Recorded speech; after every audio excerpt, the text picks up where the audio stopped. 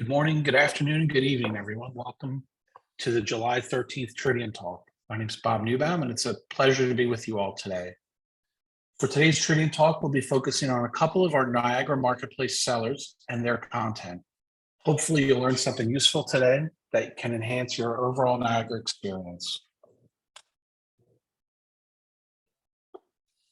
So as I said, my name is Bob Newbaum, and I'm responsible for the Niagara Marketplace. The Niagara Marketplace program, and I'll be providing a quick overview, starting off with a quick overview of the Niagara Marketplace and how we're bringing together our developers and users. Both of our presenters today will be sharing information on their products that they're offering on the Niagara Marketplace and providing a demo of how they work within Niagara. First, we'll hear from Baudrate, who will discuss their visualization library and how you can use it to enhance visualizations within Niagara. And then we'll hear from Diverse Controls, who will tell us about their marketplace offering called Scout and how it can enhance your experience with Niagara. And then we'll be closing out with a Q&A. As a quick reminder to everyone on the call is muted, but throughout the call, feel free to ask questions by using the question button at the bottom of the screen. We'll answer throughout the talk, and we'll also have a time at the end for Q&A. If there's any questions we don't get to during the Tridium Talk today, we'll also follow up afterwards to make sure you get all your questions answered.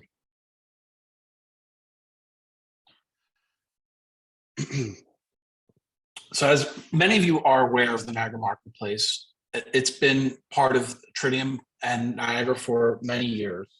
Originally, many of you came to the marketplace to learn who made drivers and other tools that you could use to enhance and accelerate your Niagara implementations. What you may not be aware of is that we relaunched the program last year. So not only are you able to find the tools you need for your implementations, but you'll also be able to get them directly on the marketplace. So we'd like to quickly discuss why we changed the way the marketplace was connecting our community. The problem we saw was twofold. Our integrators, those implementing Niagara, needed tools, drivers, visualization elements, and more to deliver their work faster with better competency, all while dealing with a workforce that is often considered shrinking. Even with the Niagara Marketplace, it was hard for our implementers to find the tools they needed. The other problem we saw was from the creators or developers of these Niagara accelerators. They had difficulty reaching the Niagara community and bringing their content to market quickly and efficiently. Besides creating content, our developers were having to deal with selling and marketing their content, websites, and the complexities that come with that. They also had to deal with issuing licenses, dealing with international tax implications when selling their content, and it was hard for our creators to bring content to market. Those are the sorts of problems that we're trying to solve with the Niagara Marketplace. Our goal is to make it easy and efficient for implementers to find the content they need, and likewise make it easy and efficient for our creators to bring their products to market by creating a platform where content can be listed, purchased, licensed, all in a single place.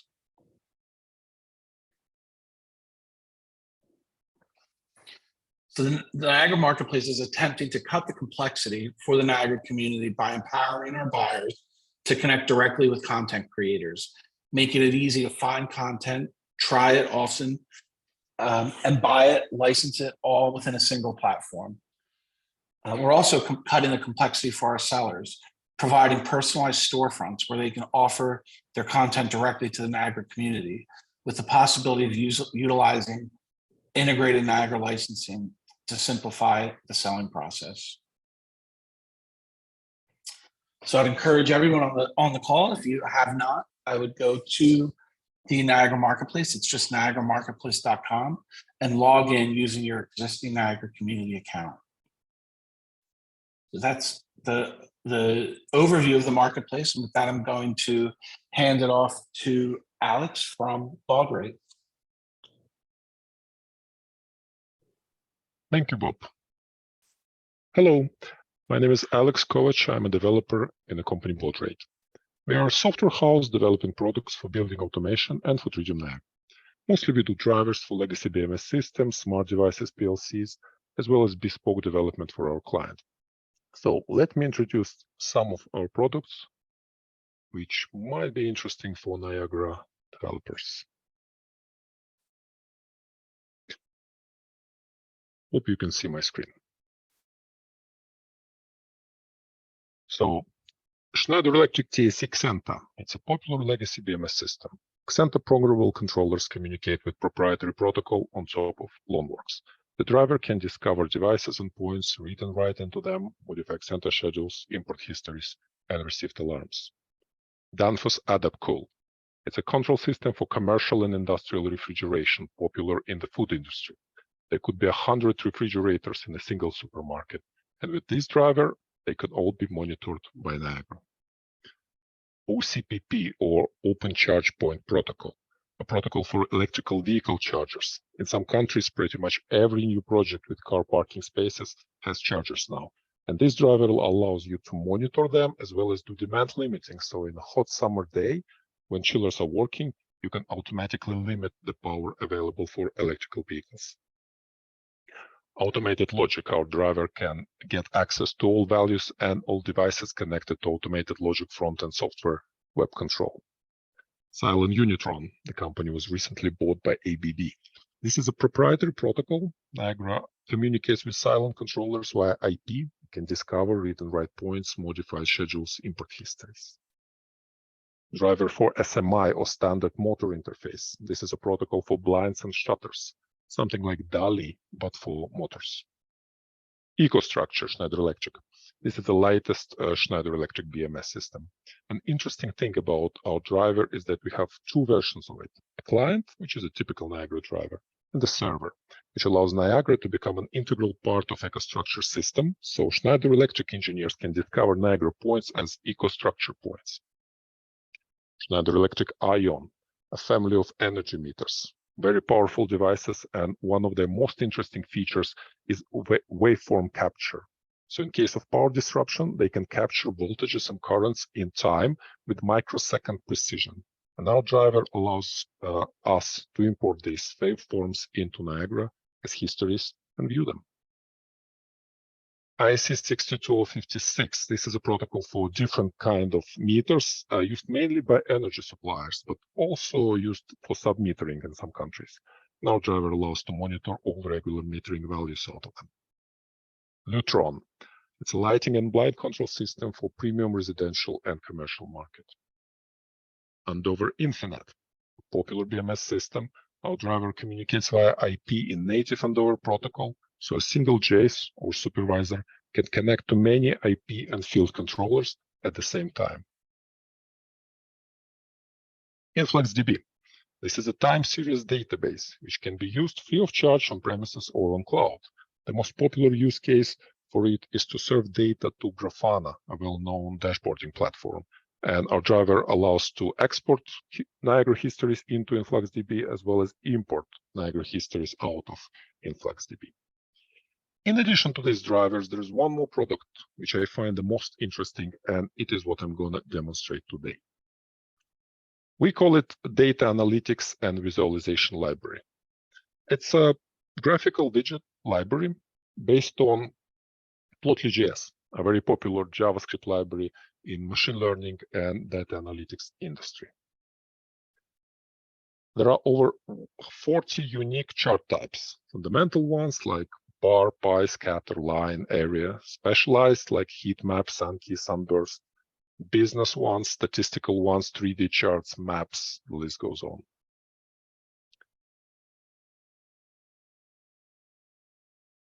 All charts are highly customizable. In a regular Niagara widget, standard Niagara widget, you might expect 10, 15 properties to change the look and feel of the widget. In our widgets, there are 200, 300 attributes which can modify its looks and behavior. And every attribute has a context help explaining integrators what it does.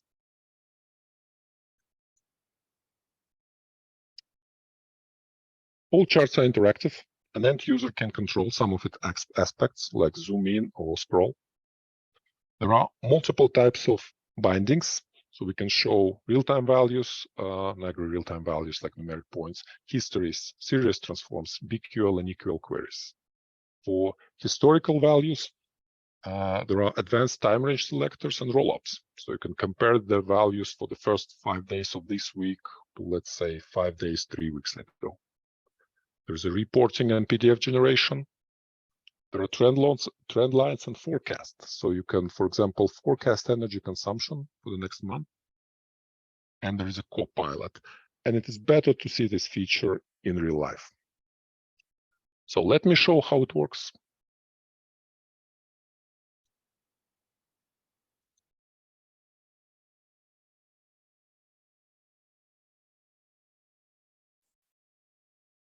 So the easiest way how to start with that is to open a palette.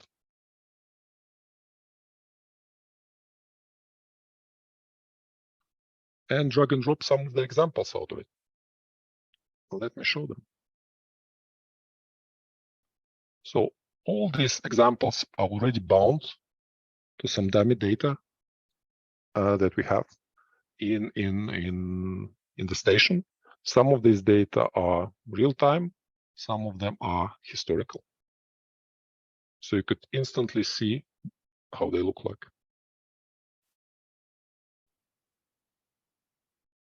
So this is a bar chart, which you'll see heat map. Very nice thing to see if there is some discrepancies. Regular gauge. A lot of various geographical maps. Of course, you can put your data on top of that.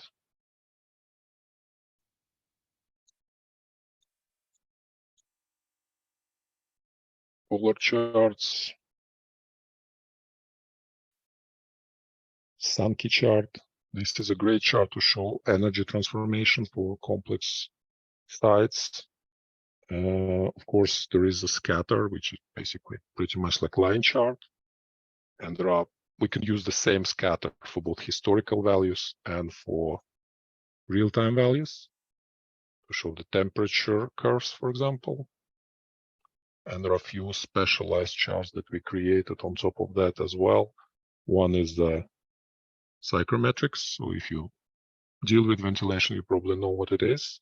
And the other is phasor, which is used for energy monitoring. As I say, all these values are already animated and they're connected to the real-time values or historical ones. So let me show you a real-time example how we could create one widget for the data that I have on the station. So I have a building with multiple floors. On each floor, I have a few rooms. And in these rooms, I have temperatures. And I want to build a bar chart. I would start with a very basic bar chart. As I say, it's already connects to the dummy data. And here is where all these attributes are configured and animated. If they're yellow, it means they're animated. So there's just two attributes right now. X is the name of the bar and Y is the value of the bar. And if I want to change them to my temperatures, well, one way I could click on each of them and point it to the temperature. But I will show a little bit better solution. So I will completely remove this and I will animate it using the BQL query. BQL queries means that I will go to my floor. I will select numeric point and I will grab all the points which name is temp. And I will get out value out of each of these points. And I will do the very same for the X attribute, well, almost very same. So X is the name of it. So instead of the out value, I will use parent display name. So it should take the name of the folder. And I also correct the range.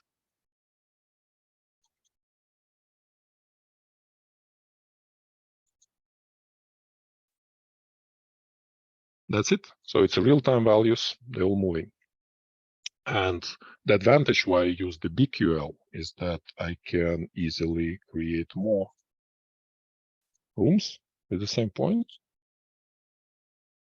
And all I need to do is to update this PX and it will grab me extra room. I can also we could relativize it. And then after relativization, I could apply the very same PX to a completely different floor, which has completely different rooms. And it will grab me them and show all the real-time values. So this is a very simple example. There are a lot of other features available. The feedback we got from many clients is that this is a very flexible and powerful library. And with all powerful system, there is a learning curve. So you will have to use it for some time to get comfortable with all the attributes and features. So we thought how to simplify that. And we made a tool we called Copilot. So Copilot located is here. You could think of it as an assistant who knows a thing or two about our library and can help you to visualize your ideas. You communicate with it in natural language, and we use a ChatGPT API to parse it. So let's see how it can help me to build some dashboard with different widgets. I will just tell it, make me a simple pie chart showing days of the week.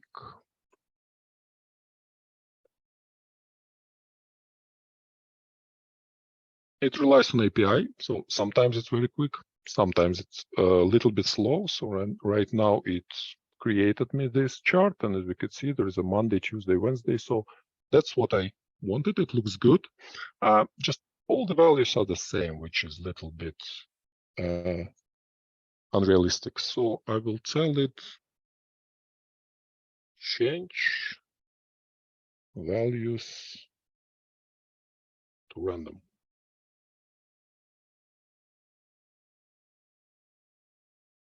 Good. The sectors are different right now, but the sequence of the days is a little bit strange. Sunday, Friday, Tuesday. And that's why, that is because it's sorted by the size of the sector, which I also don't want to. So I will tell it, don't sort sectors by size. Good. Now the order is right. One more thing. I don't really want a pie chart. I want a donut chart. So make it a donut. Donut is basically a pie chart with a hole in the middle. Let's see. Okay, that is it. And the last thing I will tell it, add title weekly consumption. Oh, I made a typo. Consumption is written incorrectly, but our assistant, our Copilot, is smart enough, so it corrected it. So it looks pretty cool right now. A good start. There are still things we can do, and we could always go there and modify some of the attributes manually. For example, I could make the whole, for example, smaller if I prefer it this way.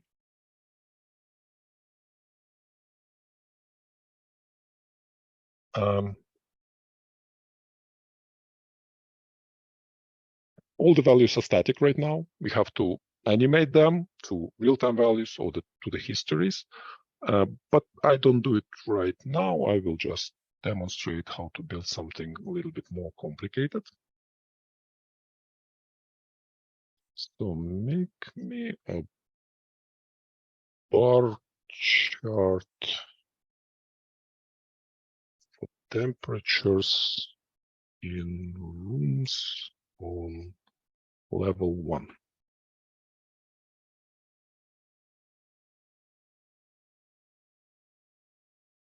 Okay, so we see there are actual temperature in rooms for level 1. These are rooms, these are the temperatures, and this is the values, and the values are reasonable.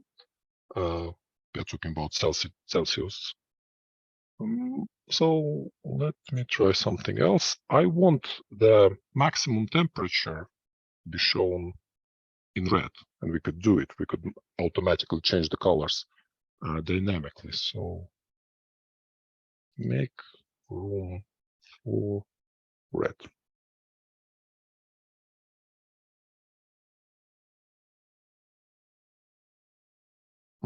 Great, but for some reason all the other rooms disappeared. Probably just change the colors too. What we can do, we can undo the last change. And let's try to modify the request. Make only room for red.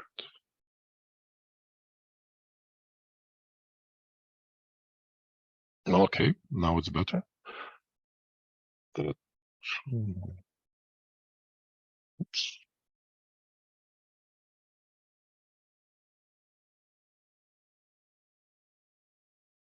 Good, but something is wrong with the values in these rooms. Let me undo it and ask again.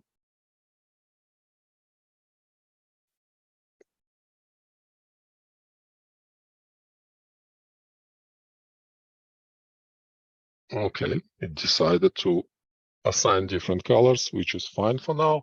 So it looks okay. The only thing is that all the colors are too bright. I don't like them. So what I will do, I will ask it alle Farben dunkler machen, which means please make all colors darker in German. So as you can see, our Copilot is not for English speakers only. It actually understands about 100 languages.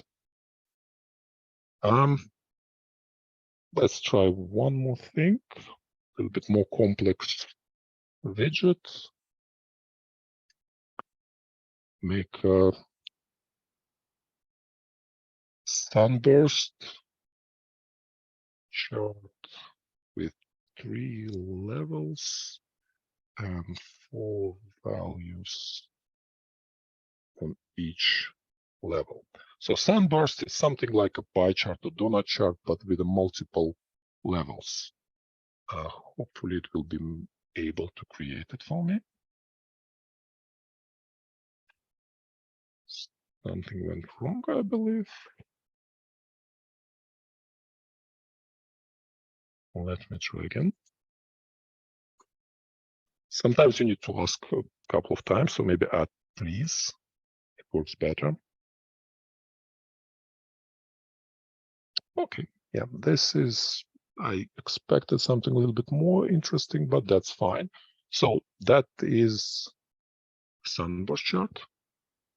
So we successfully built a fully interactive, simple dashboard. And the only thing left is to animate the data. When I say interactive, I mean that the user will be able to do a few things with that. So for example, for the sunburst, you can click on each hierarchy. So it's supposed to be, for example, in the middle, you have the building itself, then you have a floors, and then you have maybe rooms, or you could have, for example, the full energy here, and then gas, electricity, and so on. And the user can play with that. Hopefully you are able to see it's quite nicely animated.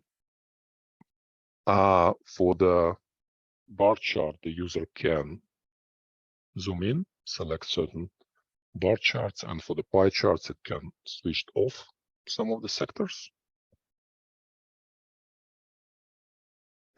There are many other features which I haven't covered, other widget types, templates, custom history views, events, forecast, trend lines. But I hope this introduction gives you a good impression of what is possible. So back to you, Bob. Excellent. So I'm just going to remind everyone that please use the question button at the bottom. There's a great demonstration, Alex. And with that, TJ, you can go ahead and grab the screen.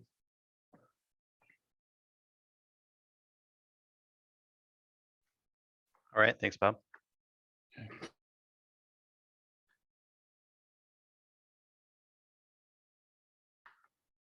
Looks like it started me at the end here, sorry.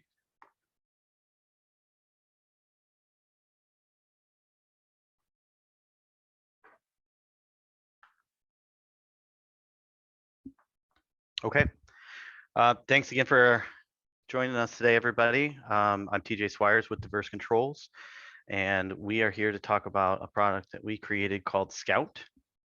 And so we're just going to dive right in. So Scout's a search tool. It's made to kind of give you the ability to almost like a Google search inside of your building. So if you want to find information, it makes it very simple to look through. So your navigation process workflow can all be enhanced with Scout.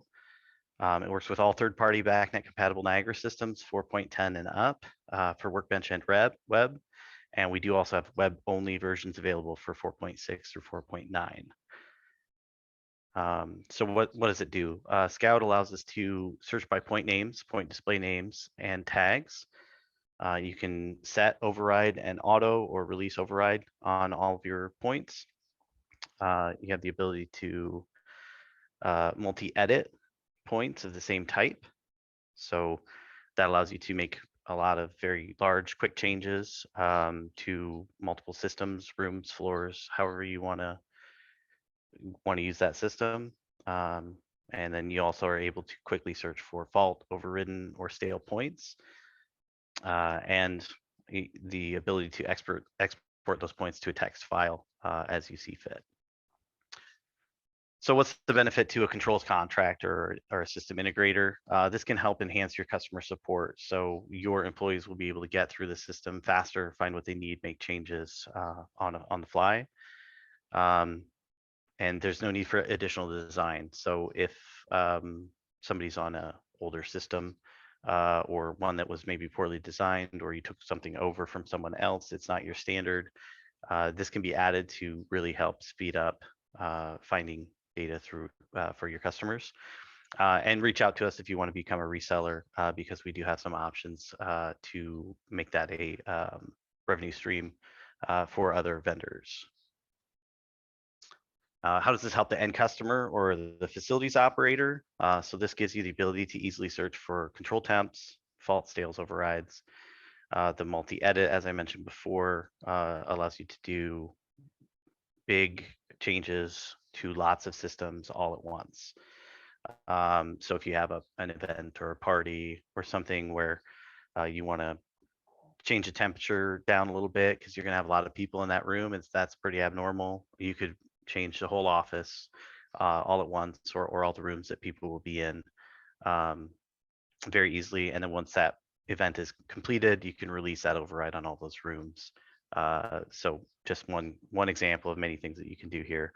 And we do have very intuitive search results. So it's going to be easy to see what changes are being made and undo or modify parts of the system. So for a return on investment, we just kind of threw together some simple math numbers. Obviously, put in your own numbers for your own site. But let's say somebody makes 100K per year in facilities, and they save 20 minutes a day by using Scout to find their way through systems and make changes as needed to keep everybody happy, all of your customers or your employees or whatever kind of building you serve.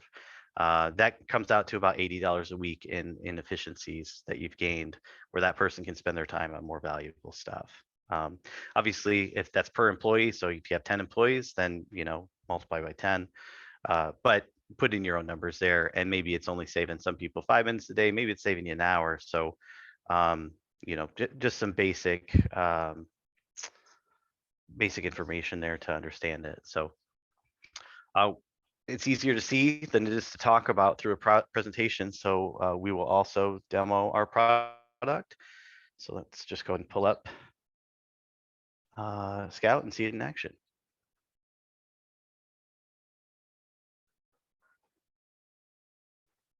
Okay, so Scout is located in Services, Azimuth, and Scout.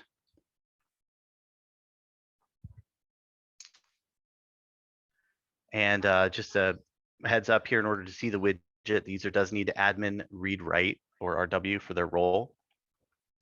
And we might have updates in the future that give better access to that.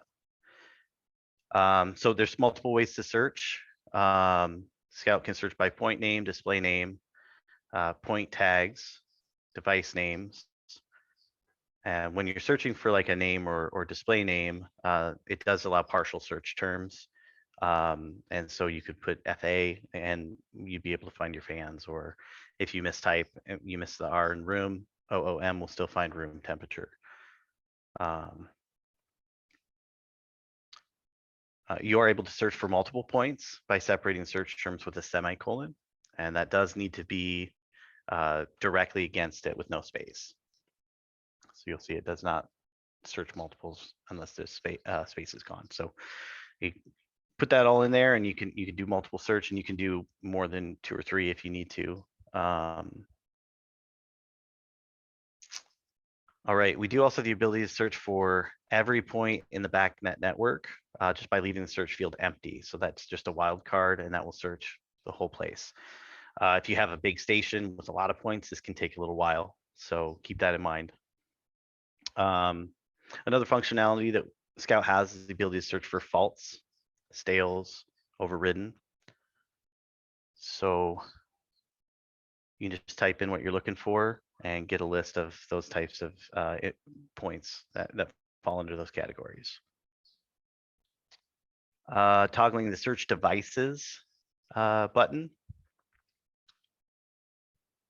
That will make Scout only search for devices, and it's similar to the default search. So again, partial search terms will work perfectly fine in this mode as well. If you are toggling the search tags, then that will make Scout look through the points tags. It does take longer by default because it's going through all tags for all points. So just be aware of that. That's why that's off by default, because it is a little quicker without it. But when you do need to search by tags, it does not allow partial search terms. So instead, it's going to use the directory. So you'll need to put in standards such as HS for Haystack and for Niagara, or your own custom dictionaries will work right out of the box. As you can see, this is our custom dictionary, and there's no special programming there other than just our tags.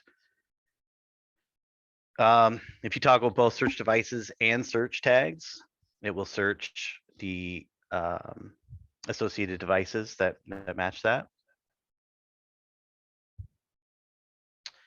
For now, we'll just stick with the default search back to searching for all points. That gives us a view of everything that we have set up today for the demo, so that we can go over what all this information on this page means. So looking at each result, we'll see a status strip on the left-hand side there. It's color-coded so that you can see at a quick glance if there's something wrong or if everything's in good shape. So green's okay, red is fault or down, yellow would be a stale point. And if you hover over it, you'll notice that it does give you a description of any information that is related to that point and why it's that color. If we go just to the right, you'll see that there's a status. And so B for Boolean and numeric, E is an enum, or S for string. And we did try to color code similar to what Niagara uses in other screens and menus.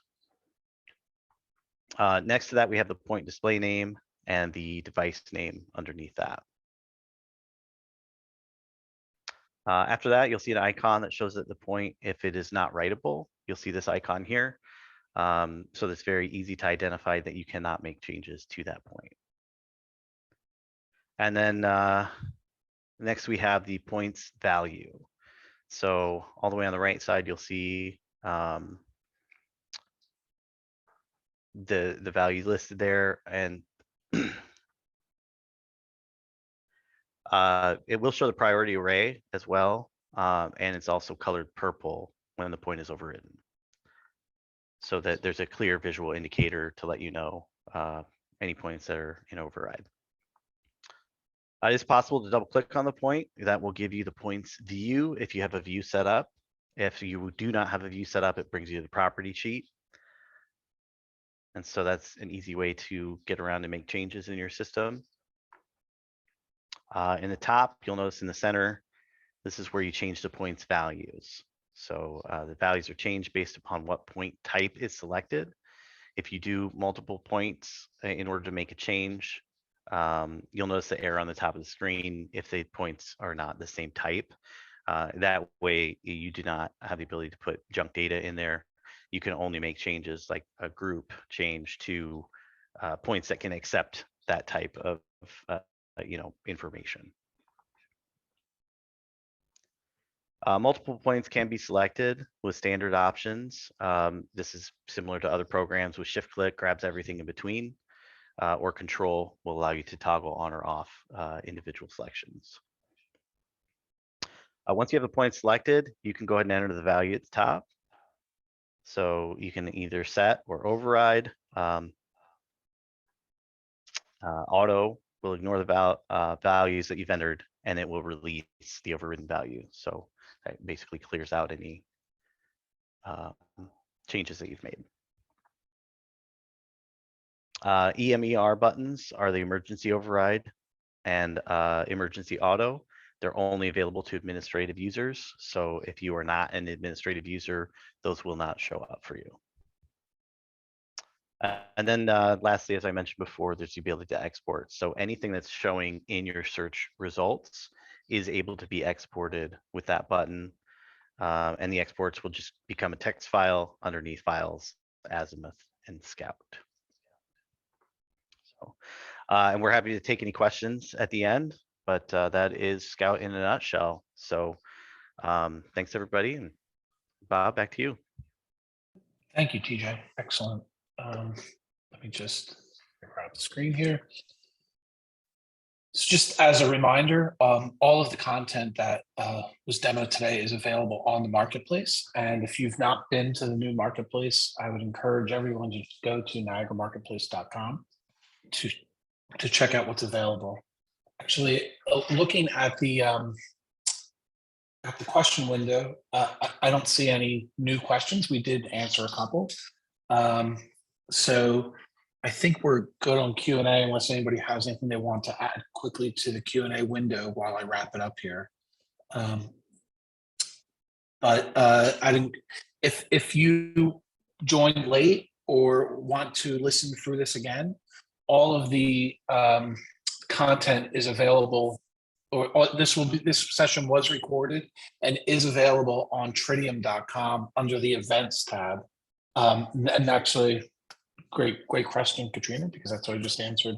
So yeah, so if you just go to Tridium.com and choose events, that is the recordings available there.